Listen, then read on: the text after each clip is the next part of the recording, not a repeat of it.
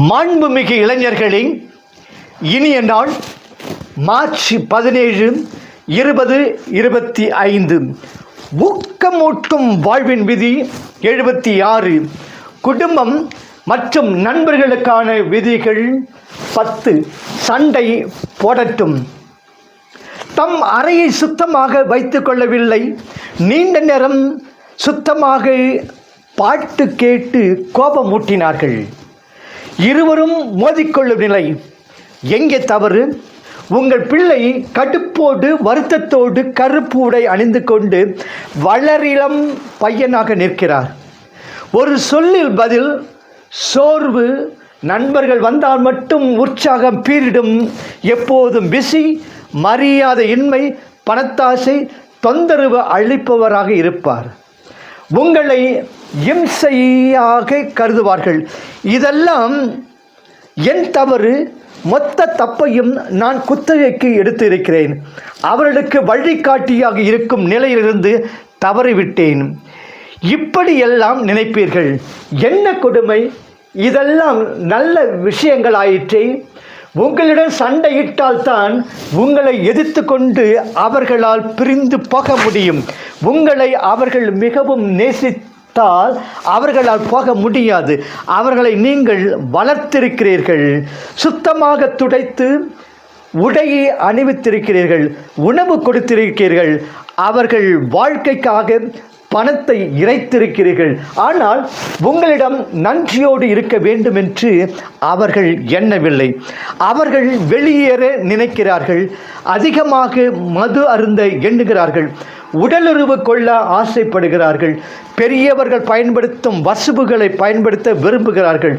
உங்களுடைய அருமையான சிறிய தேவதையாக இனிமேலும் இருப்பதில் அவர்களுக்கு விருப்பமில்லை. எதற்கும் அஞ்சாமல் தைரியமாக, மரியாதை இல்லாமல் வயதுக்கு வந்த பெரியவர்களாக இருக்க விரும்புகிறார்கள். புதிதாக தாங்களே எல்லாவற்றையும் கண்டுபிடித்து ஆராய்ச்சி செய்து தாங்களாகவே பிரச்சனைகள் சிக்கிக்கொள்ள விரும்புகிறார்கள். கட்டி இருக்கும் சங்கிலியை உடைக்க வேண்டும். பெற்றோர் என்ற கயிற்றை அறுக்க வேண்டும்.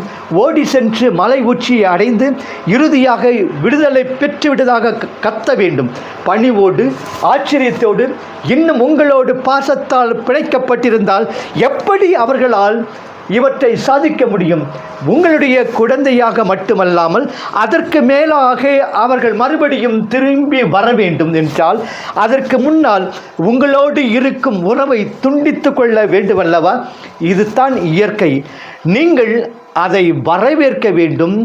பிரிந்து போவதை நீங்கள் வரவேற்க வேண்டாம். அவர்களை முன்னதாகவே வெளியேற்றினால் கண்டிப்பாக உங்களிடமே விரைவில் திரும்பி வருவார்கள்.